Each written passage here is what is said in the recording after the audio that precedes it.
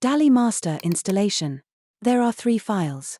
This one is the USB driver, and the other 2 are the DALI Master installers, which are available in 32-bit and 64-bit versions. My computer's system is 64-bit, so I double-click to run the x64 installer. Installation language can choose Chinese and English. Check the box to create a desktop shortcut. Click Install. After the installation is complete, do not run it first. Next, install the USB driver. Connect the DALI bus to the computer. Double-click the exe file to open it and install the CH340 driver. Click Install. Installation is complete. The computer will be able to run DALI Master normally.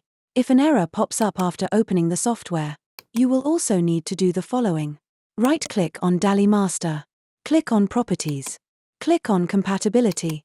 Check Run this program as administrator. Done. You can use DALI Master normally. Double-click to open DALI Master. DALI Bus. Select the serial port as the bus interface. Successfully connected. Then you can address and add DALI devices. Thank you for watching.